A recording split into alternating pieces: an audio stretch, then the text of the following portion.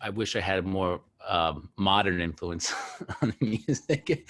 I try to find. I've gotten better about it, but a lot of my influences kind of came from like just music that I found in my parents.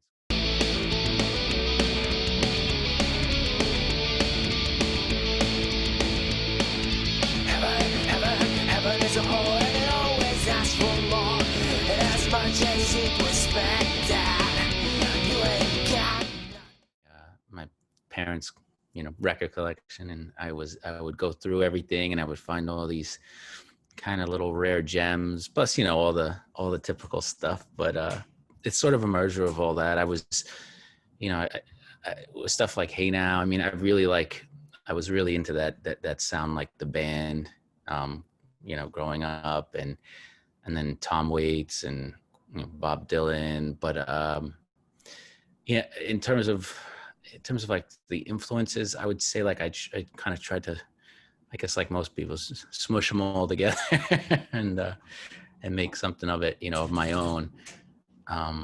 Yeah, so those are kind of the names: John Prine, Leonard Cohen. Brilliant. Yeah, so yeah. It's very refreshing and I guess surprising to hear.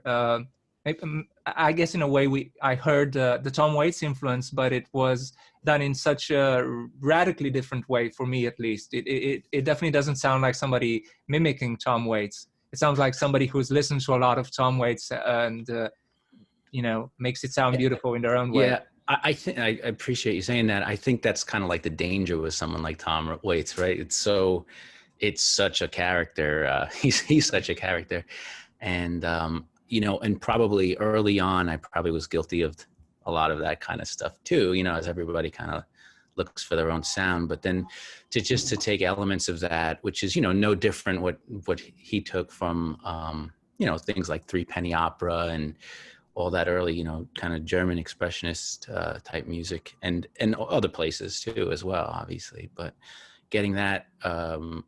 So, just getting a little older and learning to just hear these influences and take little pieces from them. And I remember like about, I don't know if it was about like 6 or 7 years ago, I was playing with a guy plays trumpet for me. And I guess I was, I still had a lot of the influences from people like the sort of the little bit of the copying style. And he was like, there's only one voice that you can do that doesn't sound like someone else, and it's your own voice. And try. I think just going that you'll cut through the mix, cut through what everything is, if you can just find your own voice, just be honest. And that's a lot of what we've tried to do. Also with the with the live streams we do these live streams, and with that, we've sort of just tried to create like a hangout environment and get rid of all the pretense and get rid of all the mystique that was, that so many people build around themselves, and just say, hey, let's just be real. Let's just have a fun time. Let's create music that we like. Let's invite people over to hang out virtually. Right. But because some people don't take off their shoes, so they can't all come in, But no, the virtual thing's been cool though, because it's an environment where that offers something very unique. And I think if you look at it like a way to supplement not having anything open and doing shows, it's not very good. It's not a concert. It's not an experience like that. But if you look at it as what it can be, something totally unique, a situation where you can share in your own environment, you can create a really cool environment and share that with people. And also they can talk without interrupting the show. They can hang out, they can chat, they can build their own little world within your world. And I think that's a nice thing about it. And that's something unique to the live streams. And I think that's what's a good thing to find, Sure. So has this period been more or less productive? Because I've talked to different artists, and some of them have been inspired by the time off and worked on their craft, and some of them are not as comfortable with obviously not being able to play live and just having to sort of change the setup? Sure. Yeah, I think I think you could obviously let it get to you, and I definitely miss playing live. Um, but I've enjoyed being able to create this new format. And I say it like that. Obviously, live streaming is not new, but for me, it was new. And doing the and trying to create it in a way where we're sort of doing it. I would say it's like almost like a podcast slash concert slash living room hangout. We Right. we want it, and it's onto itself. And it's funny because playing around and touring around for a lot of years, I feel like you play at some great venues, you play at some really not so great venues, and the ones that are better you love, and they're like, this is depending on what kind of music you're doing. If it's I only found it possible to make any kind of a living off of music solo, maybe duo. It's just too hard with a band. So in that sense, I'm always looking for the more cozy venues, and there are some great ones, and then you play some really terrible venues. So you're sort of making your own venue. And it's a nice thing. I think, getting back to your question though, and your point, is that I think you have to make something of any kind of situation. It's not always going to be and let's face it, like, touring was sort of getting harder and harder for musicians anyway. It really is almost an impossible thing to do when you think about it. If you're not a 20-year-old kid willing to live out of the back of a van with three other guys or girls or whoever sleeping in the van, it gets a little harder when you have your first backache. But yeah, so I think I've enjoyed that part of the Is there, let's say, a network, or was it before the pandemic, of course, for I don't know if you'd classify yourself as a folk artist, but for people who play independently, because I know, for example, for punk bands and things like that, there's sort of a network that gets constructed between people who actually do it, so they'll help similar artists. But does it work in the same way for artists like yourself in the US? You mean like be more specific Like about touring network, or people who'd happily house you if needed, things like that. Okay, yeah, sure. And there's that, yeah, there is that. But I would always kind of say that there's so much excitement and joy in touring, but it is very much it's a hard road. You are living in someone else's house, if that's what you're doing. And it's I guess it kind of just gets a little old, after a while. I mean, an ideal situation I don't think would ever get old, but how many ideal situations are there? So, like finding different ways to, do this, maybe, touring a little, playing live a little less, playing a mixture, or just finding different ways. It just kind of opened my mind to, not just playing live, not just playing out, not just touring. Also just creating more music. Obviously you have more time when you're sitting at home to create a lot more music. Yeah. Right. And just because we were speaking earlier about the evolution of your work, and I was actually listening to your back catalog, and while it's all great, there seems to have been great changes from the first to the second album, but obviously especially to your latest release, I believe. Was it Hotel in 2020? Yeah. And that was something. Go ahead. Sorry, I heard more of a Beatlesy, maybe the band influence on the very first record. It was more, right. Even the format of the songwriting was more classic, I guess.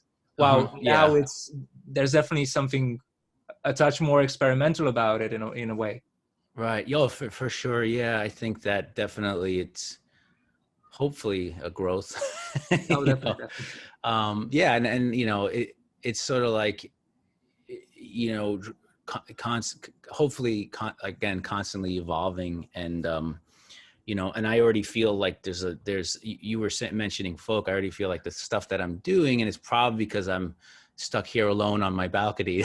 The stuff I'm recording right now is a little bit more stripped down, but you know, but not, I wouldn't say like less experimental, and maybe less experimental in the amount of instruments and stuff, but actually maybe playing a little more with, even more with dissonance and open tuning, but trying to still also keep it, you know, not let it go too off on it. I always try to keep stuff accessible enough that it doesn't get too abstract, too avant-garde. You know, I always wanted to have a feeling of, you can just kind of have a good time with it, but you can also maybe find subtleties in the music. That's the goal anyway. Yeah. Right.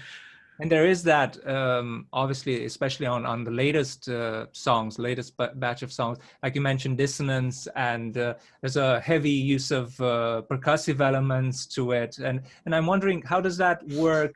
Let's say the songwriting as compared to the earlier days. Do you sort of hear the arrangement in your head, or do you experiment with the songs as you're building around the, you know, the lyrics and the melodies and things like that? I pretty much, I just kind of, I do experiment. I hear it one way, but I often have this issue with like hearing it a certain way and then trying to bring it into a sound that can have some sort of cohesiveness, because it's so easy to just go off, and this song is this and this song is this, but then the set of releases, the album, whatever it is now, they just don't go together well. And I think it's kind of important. I think it's important to give that to the listeners, something I'm, you know, I always want to do what I want to do, but there's just a lot that I want to do. And I'm trying to hear what people are enjoying and what they really like, and kind of, you know, go in that direction a little more, you know. I think it's interesting, because I feel like when I was like, you know, very young, I just wanted to play the music I wanted to play. And I was like, you know, I'm just going to do whatever I want to do, and you should want to listen to it. But I don't feel that way at all now. Now I'm like, well, no, they shouldn't listen to it if it's only what affecting you, you know, because it is a, you know, music is about sharing. It's about connecting, and making that connection is important. And why I spoke about, you know, kind of being experimental, but also being accessible to, you know, to most people, not most people, but at least more than a few, you know, because, you know, I could sit in the room and just do weird stuff, but, you know, I don't think anybody but me would really want to hear it. But, you know, but that's so kind of like hearing what's working, going at it, because I love it all, you know, and then taking elements that are a little more out there and bringing them in a sort of more controlled environment. Maybe, does that make any sense? I don't know. Yes. Okay. And obviously the vocals, especially, they're talking about elements that are more easily approached by a wider audience. The vocals are brilliant on your tracks, and they've also seemed to evolve a lot. And I'm wondering if there's, you know, any special work put into this technique-wise, or it's just a matter of doing it more and experience. I think as I did become less imitative, I was able to sing a little bit freer, more expressive, express myself in my own way, my vocals. I think when I was, you know, I think I allow myself to be more of a singer now at times, you know, but also it's interesting, because some of the performers I like, people like Jack Elliott, Ramblin' Jack Elliott, and they have more of a way of, it's almost like speaking, acting, or I don't want to say acting like it's phony. That's not really what I mean, but I mean with their presentation, there's so much character in the singing that it's almost like an actor delivering lines. It's the words are not so much a quest for perfection in melody, but it's more of the way it's being said, inflection on on the beginning, the end, the middle of the phrase, feeling the phrase as you're saying it and putting it out there to the listeners in a way that you feel like you're sort of that you feel like you can connect with them. I've had a little that's one of the things I'm really focusing on with the newest stuff I'm starting to record now. And it's not a criticism of modern music, but a lot of stuff I've noticed vocally is presented in a very similar way. It's presented they do a really good job. It's very studio solid. It's very very together. It has a nice sound. It has nice arrangement, but there's just such a similarity that it makes me a little nervous. It scares me a little bit. I'm like, if you don't have stuff, I'll call it polished, Right. that nice guitar lacquer on top. Right. Does it get, does it just send,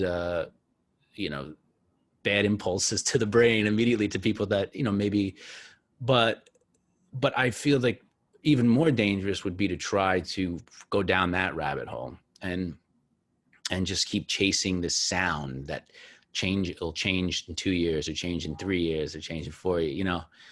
I think at the very end, you can always walk away and say, I created what I created. I love what I created. And I do think that although the audience may not be as wide, as broad, it'll be a really great audience, an audience that can really appreciate it. And, that's far more important, than whatever else you might grab out of trying to make the sound too slick.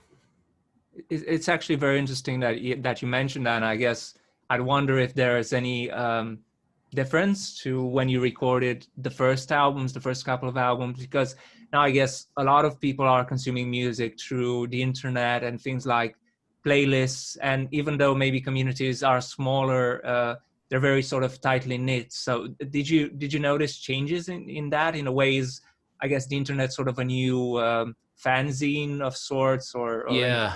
I mean, we've done really, we've gotten like a lot of positive feedback from and built a lot of new fans from the internet, which, I wasn't really able to do that before because I wasn't, I toured around maybe like 10 years. I kind of stopped touring a lot 10 years ago or so. And I kind of just played shows. But now being able to really put a lot of music out, it's just been really great. We've built so many fans and so many great people and real music appreciators, really people that they want to talk about it. And I was just telling Jessica, my wife, the other day, how it's just how many people I've met that are just so cool to talk to, and that, you can sit there as a person or an artist and you can get really angry about the royalties and streaming services, or you can, say, I can't sell my CDs anymore. Or, although I was surprised, we've actually been selling it as a physical CD. I was almost like, what is the purpose? But it's actually, people still buy, surprisingly enough, CDs. hurts so as well, yeah. I didn't think any, but it's been good. That's been good. So, but I do like the music to just get out there more, and, being on all the playlists on Spotify and the other formats has been like wonderful, that people just, and it's so great that it's all over the world now. You're out of your little ecosystem. You're, even on a local, but even on a national level, there's just people who can jump into, like I said, the live stream or a playlist at, any time. It's really cool. I love the connection. I was on bringing back Tom Waits up. So it was kind of a weird post. I was on the fan page and Somebody posted a picture of the Rain Dogs album, or they said something about the Rain Dogs album, and they said, show a picture of where your front door or something, or your front window. I forget what it was. And everybody just, it was like a really popular thread, and people just kept posting. And I was just like, just going down the line, Denmark, the Philippines, South Africa, New York City, and it was just seeing everybody's video, and you just kind of could like go down and create lives through the pictures and connect them to the people that you really didn't know anything about the people, and you have pictures of them, but these were their front doors, and it just kind of had this, to me, it had this really cool feeling of like, this is the good thing. This is what's really good about the internet. This is really what's good about, you connecting to all these worlds. If you let yourself, or if you don't, you can't let yourself be bitter about what intimacy or you've lost in the world the way it was before everybody was on their smartphones, which is frustrating, but take it, it's just having a positive spin on things. So I thought that was really cool, just seeing that. And it made me think about playing when people jump on something all over, anywhere in the world, when they, we'll just see somebody's name pop up when we're playing, and, I say we because my wife does the show with me. I keep saying we because we kind of do it together. She reads the comments, and I should really ask you, where do you stream the show, just so people who maybe will watch this could get on that as well? Yeah, so we have been doing it from Facebook. Okay. We want to do it. We've done some from YouTube, but we've been doing most of them from Facebook because we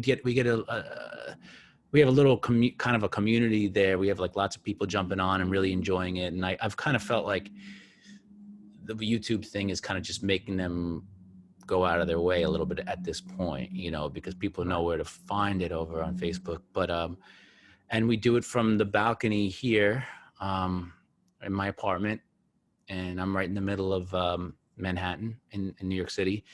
And it's like midtown area, and we just, we set up, and it's basically like, come on, hang out with us. Come on over. That's brilliant. And is that area, I guess, for people from outside of the US, that area seems like a sort of, I guess, mecca of creativity for the last 100 years or so. Is it still that way? It's New York City, so it's always going to have that. Obviously, it has lost some of its, I mean, I don't know. Has it really? I mean, I guess it has lost something, but I don't know. I kind of feel that way about a lot of places, maybe, New York is an ever evolving place. America in general, it doesn't hold on to its history as well as maybe it should. It doesn't have. It's always has this feeling of new. Maybe less so in New York, but there's no, they just knock something down. There's going to be a building knocked down behind me that's been there for over 100 years, and just going to build a 15-story tower. So it's like that's New York. It's always a mix, so I mean, it's still there. The creativity is still there, and it's pockets. But this whole situation, obviously, who knows what's going to come out of, the city now. I mean, everything's changed. There's the shutting down. A lot of people moved out of the city. Right. So, who knows what's going to be the result. Yeah. Could add for some more who knows. Right. Because I guess part of the reason why it was always so creative was also due to, well, for lack of a better term, rent-wise, at different points, it wasn't that difficult to live in this area. Right. Once it got more expensive, people started moving to other areas that weren't. Right. We tend to close this with a couple of silly questions, and I apologize if they're no, that's silly, but I like silly. I like silly. Silly's good. Okay. Okay. One of them, since we were talking about Tom Waits, and I'm assuming that I think there was one Tom Waits tribute album that was approved by him. So I guess if he was to do a tribute album, it'd have to go through Tom Waits himself. But if you were to be asked to do that, what song would you cover, and I guess how would you pitch it to Tom Waits? Oh man, what would I cover? I mean, you know, there's so much that I like. I like those. I would do one of those songs like "Hang On, St. Christopher" off of Frank's Wild Years, or "Sail Tonight for Singapore," and maybe to pitch. How do I pitch it to him? I would say, give me a chance to out weird you. Maybe I can do it. Just give me that chance. And I'm pretty sure that have a great appeal on him, because he seems very interested in things that are a bit left of center. Yeah. And keeping with that, I guess my final question, I'll keep it silly if that's okay. Because recently we were listening to Bob Dylan's podcast, and it was I guess about whiskey, but you Right. wouldn't really know it because it was brilliant, but it seemed to make so little sense. And I'm wondering if you were to make little sense because he's doing because it's about whiskey, or that too, and because he's drifting in and out of topics having to do with whiskey and songs that Yeah. were sort of tied in with the theme of Right. so he was playing like really old stuff and then moving to his own stuff, and I'm wondering if you were to do get approached to use one of your songs for, I guess, Bob Dylan's whiskey brand or his show about it, which one would be a good fit? Because I see a few of them. Yes, I have a couple whiskey songs. Well, that's something that's recorded, I guess. Maybe "Rabbit in the Sun." I don't know. Talks about the whiskey in the bar. On the newer one, maybe "Moonlight." "Moonlight" would be a good whiskey drinking song. Why? What did you think? Which one did you? To be honest with you, East Village Tattoo Queen, who could have some nice whiskey drinking. That's I think brilliant. I'm gonna go drink some whiskey now. And I always sort of associated, since listening to "Hey Now," I sort of, and I'm sorry if this sounds inappropriate, but I always kind of associated it with some sort of hard drinking, down are your luck kind of a mood. Yeah, I mean, I've done my share. Yeah, you could pick any of the songs. To close with this, I'm wondering, is there any concrete plan about recording? I guess touring is not really on the cards in the future. You were saying you have some weirder things lined up, but just in terms of album wise or single wise, do you have things sort of mapped up for the recent future? Yeah, so we're gonna release every 8 weeks. We're going to do release on all the online formats, and then at the end of the 6 of the songs, we're going to probably release a 10 or 12 song album on vinyl and on CD. Those will be the physical copies, but we're going to try to stay with this sort of 8-week cycle, 6 to 8 week cycle of releasing songs. And so we just always have something fresh coming out, and we'll, that'll be available. Should be available everywhere, I guess, that you would anywhere you would stream, or on the website for physical downloads, for higher quality physical downloads, I guess, but or not physical but digital downloads. Yeah, so that's pretty much the goal, and then kind of just keep building and building, because things are, we really it has gotten us back into this whole wanting to do this a lot, and ideally just build and set up a really nice tour when things open up. But it's great to not feel rushed to do that. I don't feel like there's any loss in what's going on. Everything, I feel like I'm still able to share in the same way, maybe better, maybe more, Right. So just being positive about being able to create, I guess, but that's the goal.